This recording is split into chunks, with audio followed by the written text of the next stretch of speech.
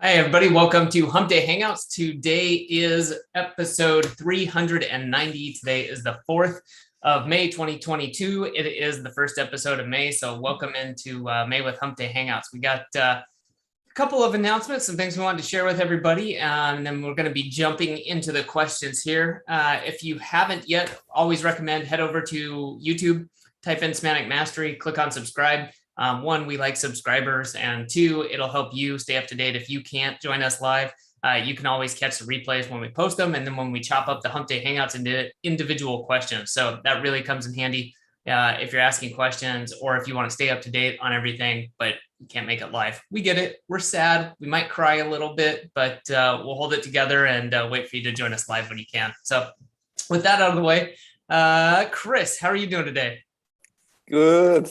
Really relaxed. Went to the spa today. Sauna, a whirlpool. Oh, nice. So yeah, like it's been ages, man. Like a bit more than 3 years, maybe. Yeah. Yeah. Other than that, it's pretty good. Yeah, it's pretty busy as usual, and yeah, because it's always working and doing projects and stuff. I was like, yeah, I gotta do some relaxing today. Very cool. Very cool.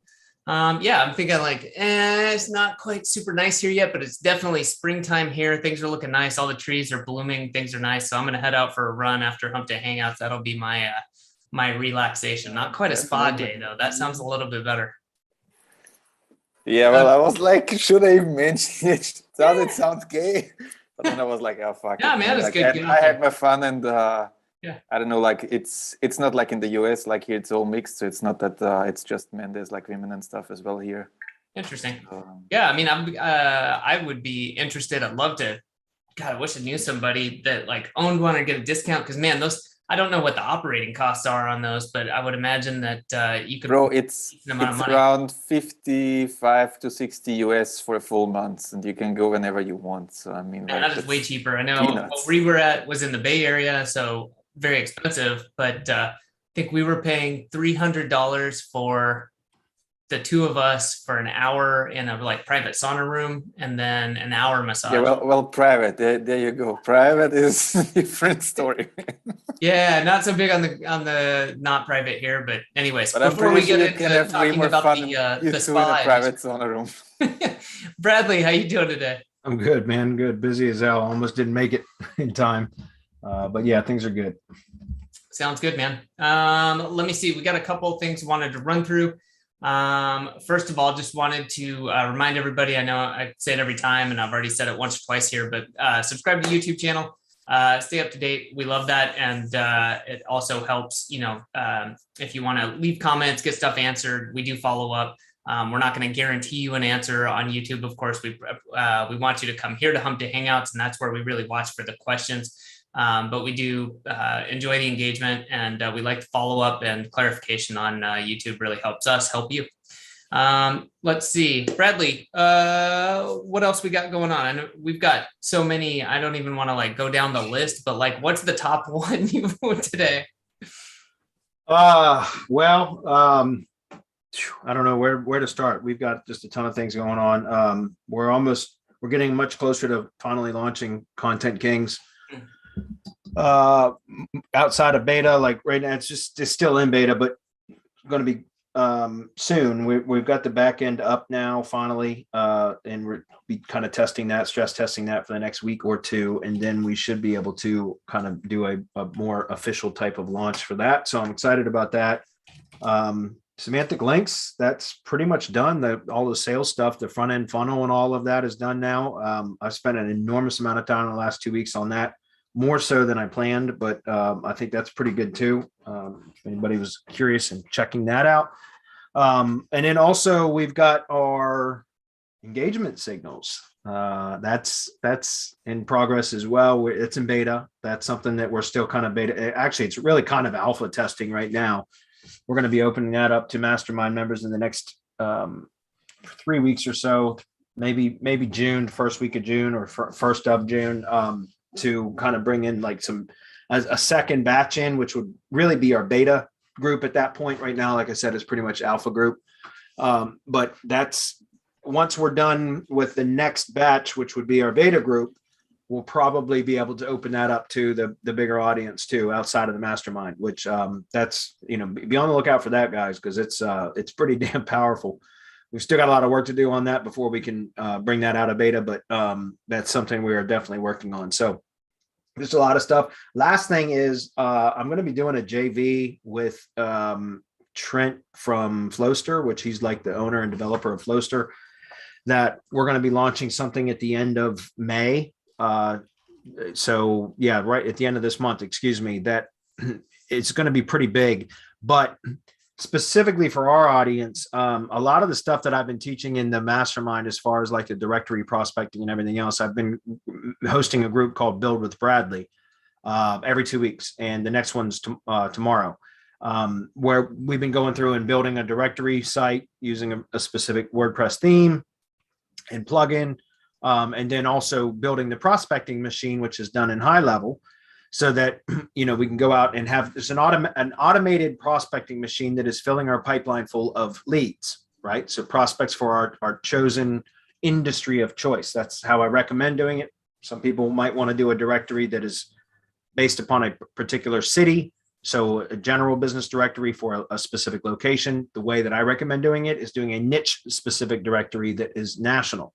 And so anyways, I'm going to be I wasn't planning on doing this, but part of the JV that I'm doing with Trent from Flowster is that I'm going to have to turn the directory build and the prospecting and the high level and all of that into an SOP, standard operating procedure, which is what Flowster is for.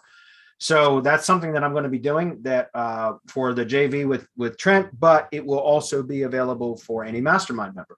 So I would encourage you guys, if you're interested in learning how to use a directory for prospecting, for picking up your ideal client, starting conversations in a very non-confrontational way. It's not a salesy approach at all, but it works really, really well to start or initiate a conversation with your target prospect.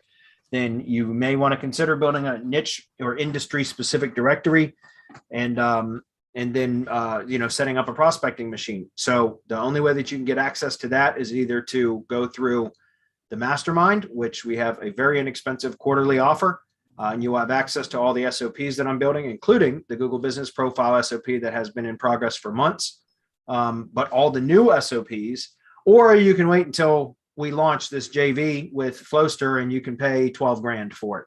Entirely up to you how you want to get it. But I would encourage you to join the mastermind so you can get that for just the cost of admission.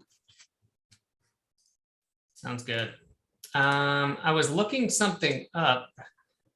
Sorry, you're talking about Flowster, Bradley. This is kind of an aside, and I haven't talked to Bradley about this, so I may be stepping into a little bit of a minefield here, but I was doing some stuff in ClickUp today, and for some of these projects we're working on. Have you been using ClickUp for the backend, for working with your team for semantic links still? To a degree, yeah. We don't use it as much as I had originally planned. But I think now I found which you know of, Adam, I found a kind of an agency like back end. It's a SaaS product that basically will do everything that I needed, which I signed up for ClickUp about, I don't know, maybe 2 months ago, 10 weeks ago, something like that. And I thought that I was going to have to try to build in all the stuff, because ClickUp it's like high level in that it's capable of doing a ton of things, and there's some kind of like pre-made templates and stuff like that, but none of them fit exactly what you need, right? You have to go in and customize workflows and all that kind of stuff. And I got a very basic or crude version of ClickUp that is working for my link building business right now. It's just me and my project manager Hazel that work in that. All of our workers are, she delegates work another way, but not through ClickUp. Yeah. But I found an agency kind of like platform that I think going to take over all the back. Yeah. Cool. And so I'm going to integrate that into semantic links. I'm in process of trying to get that done now. But yeah, I mean, I don't use ClickUp as much as I originally thought, and I don't think I'm going to end up using it as much as I thought I was going to either. Now that I found another solution. Yeah, I mean, and anyways, that's why I was interested to hear what you're using, and just so people know too, this kind of some of the stuff we share more of in the mastermind as far as stuff in progress, things that we're using. Obviously, it's got much more of a SEO, local SEO, and how to do that sort of things. But this is also the stuff that matters, because this can take up so much of your time, right? Finding these tools, learning how to use them, or if you can be led to the right one. the reason I brought this up was this morning I was kind of daydreaming and thinking about an upcoming move. And it was just like, yeah, I've wanted to have a small local business. And I was like, I used to do some pressure washing when I was, younger. I was like, I wonder if that's still a thing. Like, do people still kind of looking into it? I was like, maybe I could start a pressure washing business, get a couple of college kids working for me. And then I was like, oh man, I know the perfect platform, and it's the one that you're using for semantic links. I was like, that actually worked really well for like a local service business and having some upsells and stuff in there. So anyways, the reason I'm bringing this up and talking about this, because I think it's interesting. And this is the stuff sometimes people don't think about. And even if you don't use this type of stuff, knowing this can really help business owners. They may have some super clunky crap back end. And if you can help save them time, that's money. So anyways, my 2 cents. Yeah. And just to add to that, that's something that in talking with Trent actually from Flowster about like what we're going to be JVing is that, that's one of the things that I think there's a misconception in our industry is that most people, they get into doing SEO because they think that as long as they can learn how to rank shit, they're going to be able to make money. And that's only true to a small degree. In other words, like, learning how to rank stuff is great, but being able to monetize that by selling the service, right? Selling SEO as a service. That's a whole nother animal, right? I mean, again, there's a lot of people that get good at SEO, but they don't make any fucking money. And why? Because they can't sell it, or they don't want to sell it, and they don't learn how to sell. And so I think that's one of the things. I mean, but that's only part of it too. You can sell like crazy and you can know how to do SEO really well, but do you know how to manage a business? So that's a whole nother, right? There's all these different components to running a business that, there's a lot to running a business is what I should say. And so, being good at SEO is not going to is not all that you need to know to be able to make money, right? You need to know how to set up, how to do prospecting and sales. That's a really, really important part of it. In fact, I think that's actually more important than learning how to do SEO, right? Is to be able to sell it. Because if you can sell it, you can find people that can do the SEO, right? That don't want to sell. And so, but then you also have to manage a business, right? So you have to know how to manage, how to hire and delegate, how to automate, how to do time management, how to prioritize things and all of that. There's just so much that goes into running a business that, I think too many people get into this industry not kind of really coming in. They come into it with their eyes wide shut. In other words, they don't expect all of these other kind of aspects of the business. And they're just not prepared for that. But that's part of what we teach in the mastermind is how to really run a business. It's not just about SEO stuff. Everything we teach as far as SEO is local SEO, lead generation, Google business stuff. But we also teach a lot more than that, like how to manage a business, how to do prospecting and sales, how to operate, how to automate, how to delegate, how to hire and train people. All of that is really important. So definitely. Cool. Okay. Well, that's the big stuff I think we wanted to get out of the way. We got a few questions today. It's feast or famine this spring, but let's just jump into the questions and see what we got. If you're watching and you got a question, go ahead and post it on there, and we will get to it here in a few. Okay, let me grab the screen.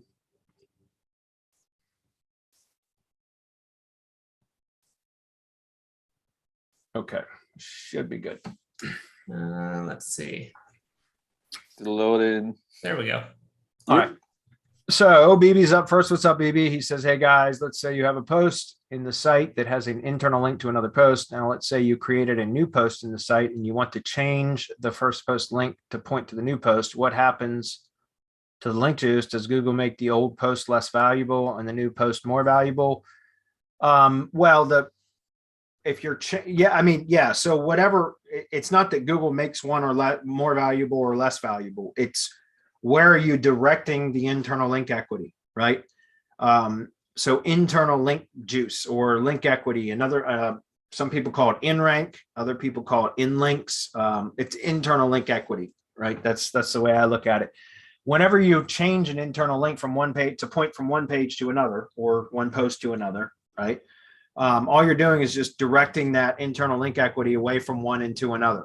So it because of your internal linking structure, you're telling Google and all the other bots that crawl the site which pages are the more important ones. In other words, that's how you can tell between, there's a few ways, right? So your hierarchy, the way that you have your content stacked, right? Your pages and posts stacked within the site. So in your build, the structure of your site, that's the hierarchy of how you have pages and posts stacked, right?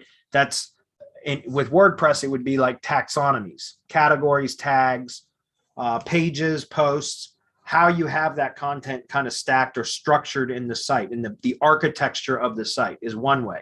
Another way is XML sitemaps. Believe it or not, sitemaps can really help you to signify to Google and any of the search engines, but mainly Google, right? How, like, what are the most important pages and or posts on the site? Like that's how you help Google to determine crawl budgeting, right? Like how when you can set crawl budgets within your sitemaps. And so that basically says, okay, these pages aren't going to be changed very much, so they shouldn't need to be crawled very often, because there's a finite amount of resources that Google will commit to a particular website, right? And so you want to tell through Google or through XML sitemaps, excuse me, where Google should focus its crawl resources.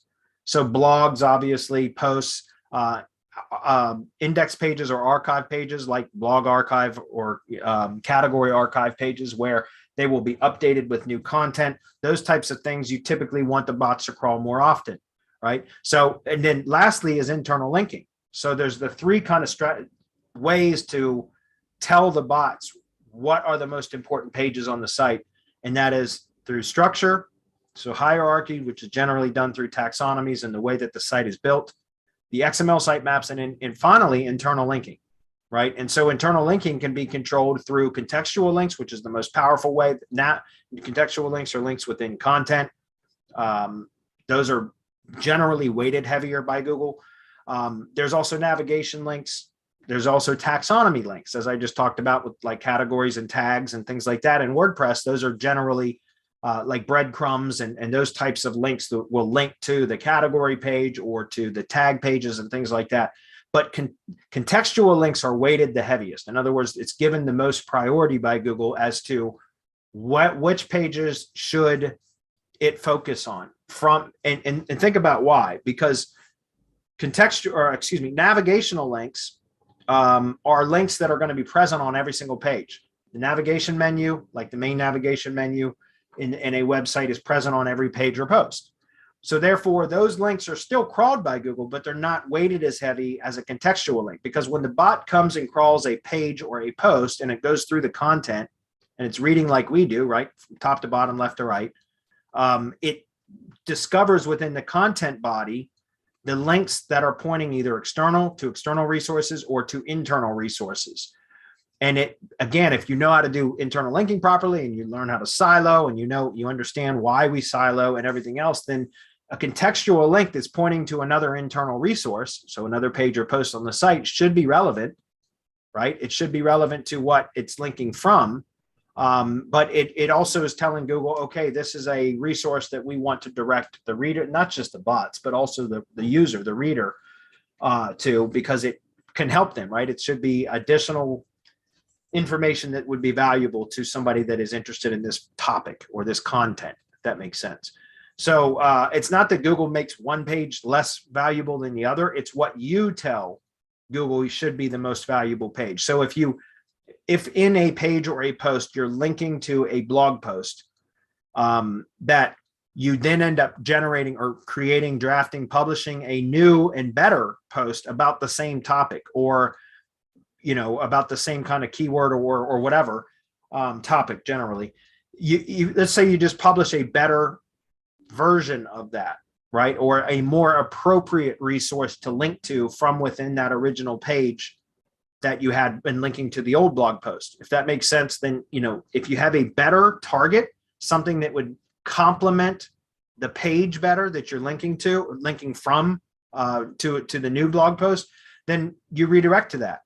If it's not, if you are publishing another post that is kind of like can help to add to the topic or the relevance of the page that you're linking from, then you don't have to always remove the link to the old post, right? If it makes sense, you can just add a new link to the new post, right? If they're not competing posts.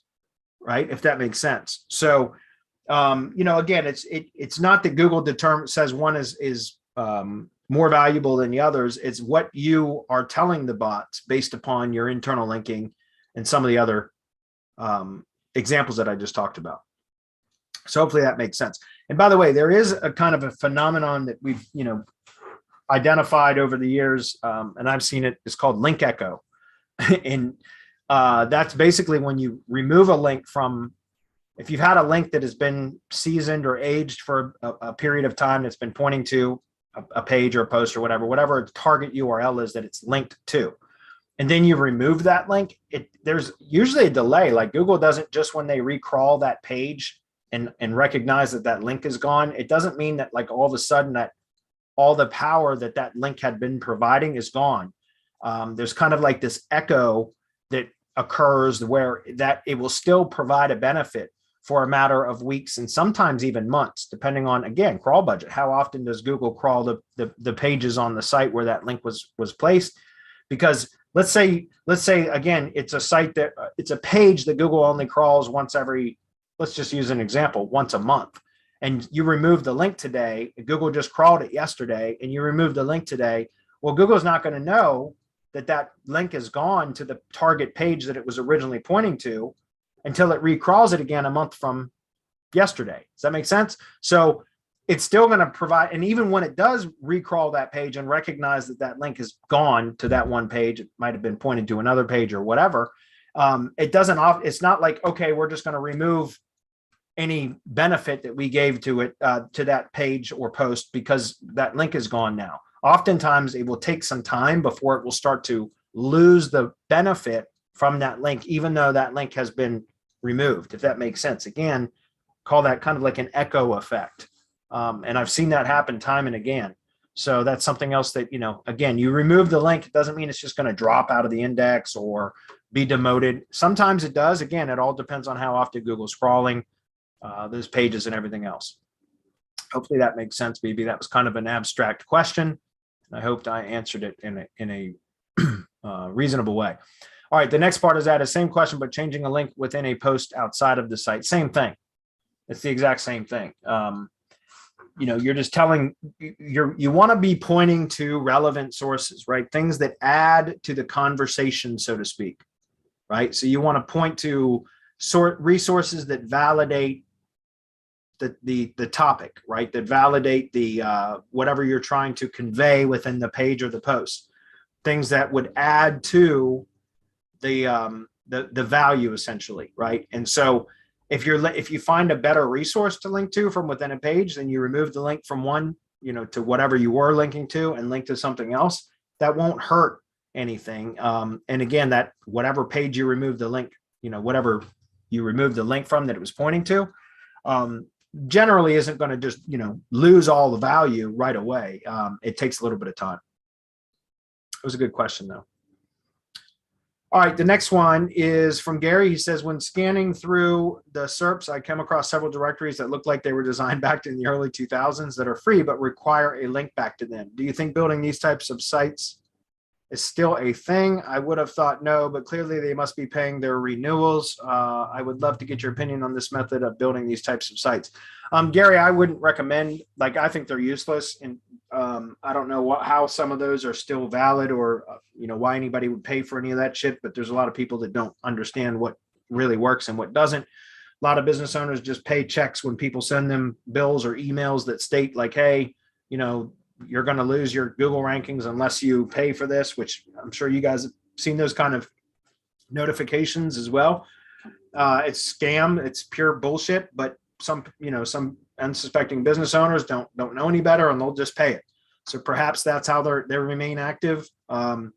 I know there's a ton of scraper sites out there that are like just straight up link farms. Like, in other words, they're sites that will just post all of the domains. Like they're absolutely worthless. And we see a lot of those, bestwebdirectory.com, top link directory, you see all these all the time. And they're just scraper sites that go out and scrape and publish domains for whatever reason. They're worthless. I don't know why, I don't even know what the purpose of those sites are, to be honest with you. How do people monetize them? Why do they do it? I don't understand.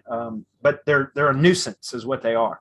So no, I wouldn't recommend building any of those. I don't know why they're still out there. I don't really know what the kind of monetization model is for those types of sites. Just ignore them.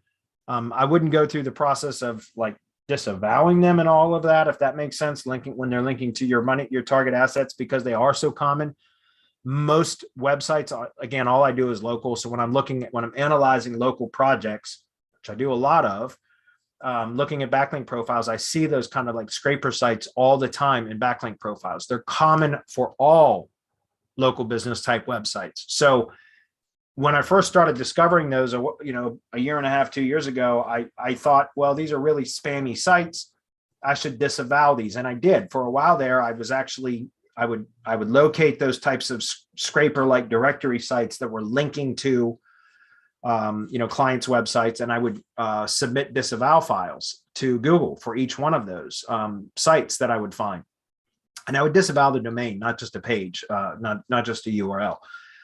But I, again, after started my link building business, and I've got, I manage, about 40 locations now. I'm always constantly analyzing backlink profiles of local businesses, and I found that those type of scraper sites are common across almost every type of industry. And so, when I'm looking at competitors' backlink profiles, I see them in those as well. So the whole point that I'm trying to make is don't waste your time trying to disavow those types of links when they are linking to your sites. Just ignore them, because they basically are providing no value whatsoever. And I can't imagine that they're causing any harm, because they are so common. They would harm everybody that they link to, if that makes sense. So just ignore them. And don't spend any time or energy trying to build those either, is what I'm saying. All right, Hugo's up next. He says, hey guys, I got a website in my area I am looking to acquire that is somewhat mid-sized directory, but it has a category for SEO, and some of my competitors are listed there. How would you handle a site like this when acquiring it? Would you delete that category or leave it as is? No, I mean, I'd probably leave it as is. What I would do though is, one of the things that I do for my directory site, because I'm building a second directory site right now, is put if it's a WordPress site, you can use a plugin like no follow external links or something like that, which basically no follows all external links. And then for the sites that for directory clients of yours that, are either paying for premium listings, or if, like for me, I don't sell premium listings in my directory. I just use it as a foot in the door, like a conversation starter, a way so that I can, I offer free listings to my target prospect.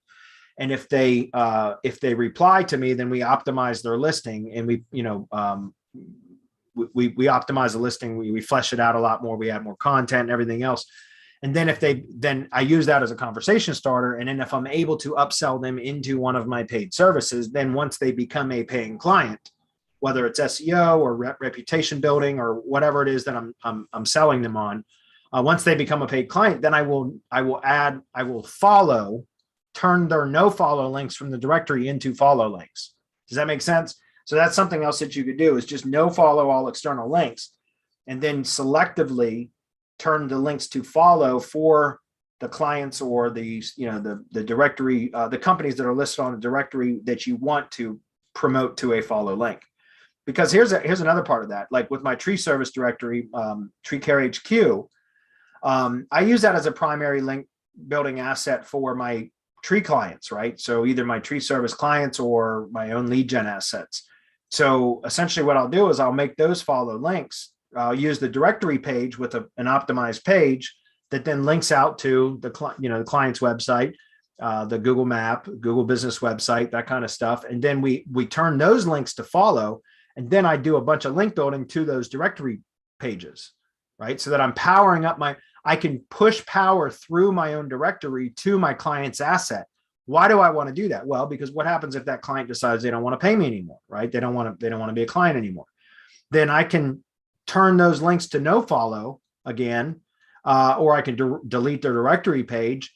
But if I've been building links to that directory, like it benefits my directory, right? The link building to my directory pages benefits my directory, but I can turn their links from their directory listing to no follow. so that they're no longer going to benefit from that link equity, but the directory still benefits from it. Does that make sense? So it's kind of like it's a buffer site, right? A directory becomes a buffer site. And if you own the directory, then you can do some pretty cool things there. Use that as a primary link building target, because now you're powering up your own directory when you're building links for your clients, but you're doing it through your directory pages, which then, helps, it benefits you. And if the client ever stops paying, you can just follow those links again, and they instantly lose the benefit from those, at least the link equity benefit from that directory page. So it's a great way to kind of that's the other thing, guys. Like, you may also want to consider this too. This is kind of outside of what you were asking about, Hugo, but when you're building links to client sites, you may want to consider setting up some of your own redirect domains, like branded redirect domains that you use with something like a plugin like Pretty Links, for example, because then you can create a 301 redirect URL to your client's assets, and then build links to your 301 redirect, right, that you have control over. So that way, if the client decides they want to stop paying you, now you can redirect that redirect URL to another asset. So another client that you get that's in a similar industry or the same industry, but in a different location, right? You can swap out, like change the target URL of that redirect. And now the link building that you've been doing for one client, if they stop paying you, you don't lose all of that work. You can just redirect that work to the next client that you replace that client with, if that makes sense. So that's something else that's worth doing. I've done that recently for a lot of tree service stuff, because I'm tired of being the tree service contractors. Every single winter, I lose a bunch of tree clients that I picked up earlier that year. And it's just because the nature of the business is it's seasonal, and the tree work slows down a lot during the winter months. And so after several years now, or every year now for many years now, of whenever I go out and I do a heavy prospecting for tree contractors in the spring. And then, I usually keep that up through the summer, but then around winter. So all the clients that I pick up for that year, I might pick up 6 or 8 or 10 clients throughout the busy season, but then things start to slow down, and I generally lose 50-60% of those clients, because they say, oh, we're going to cancel services throughout the winter, but we'll be back in the spring. Well, part of the problem is, and I've experienced this over the last couple of years, is I generally do the SEO work that I do, usually around month 5, they're at the top of the the maps packs and everything else for their area, and they become basically unmovable. Because a lot, the entity stuff that we do, we semantic mastery, right? We talk about entity, strengthening the entity and making it a strong brand, so it becomes the authority in its local market.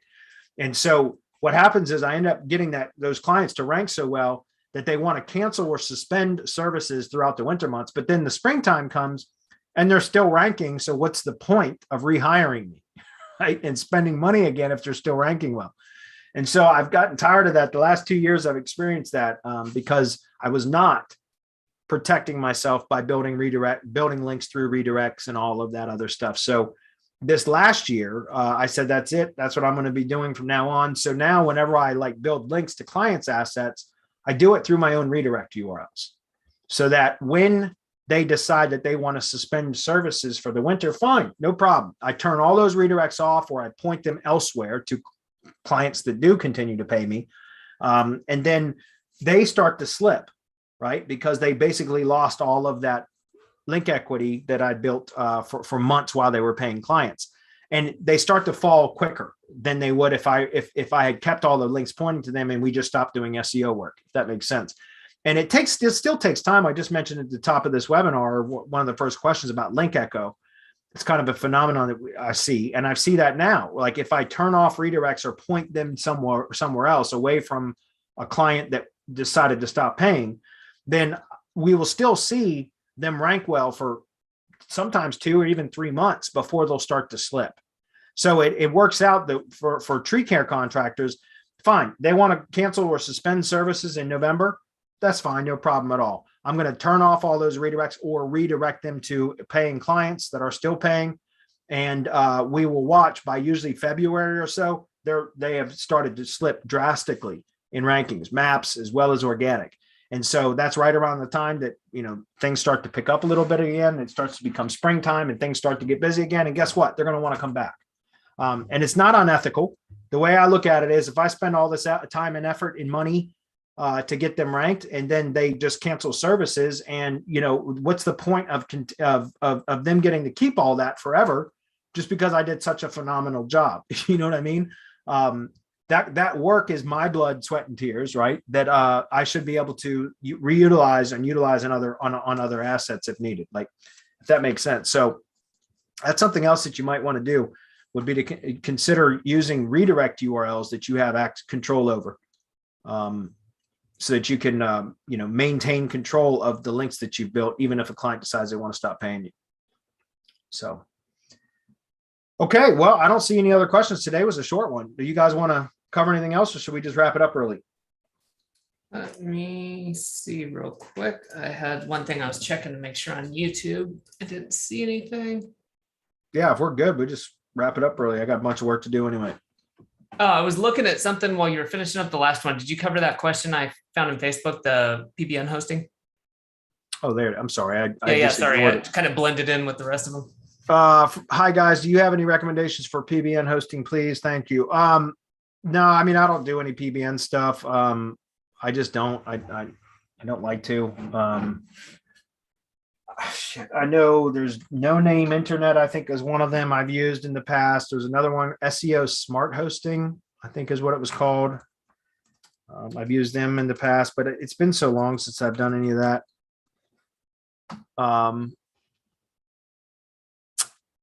Yeah, Smart SEO Hosting, maybe that was it. Yeah, this was it. I've used these guys before. Smart SEO Hosting, and then No Name Internet, I think it's either .com or .net. They're another one that I've used over the years, but I really don't do PBN stuff anymore. I mean, I do a lot of cloud hosted HTML pages, but they're not PBNs. PBN stands for private blog networks. I don't host blogs because we don't publish blogs. We publish single HTML pages that are cloud hosted. And so I do that using Cloud Boss, which is Terry Kyle's product. And that's fantastic for that. You can do WordPress hosting in there, but it has to integrate with one of the VPS providers or server providers like Linode, DigitalOcean, and Vultr. And also Amazon Elastic Cloud. It will integrate with those four. That might be a good solution if you wanted to do PBN stuff, because you can still select, like, for example, like DigitalOcean, I think has like 17 or maybe it's 14 data centers.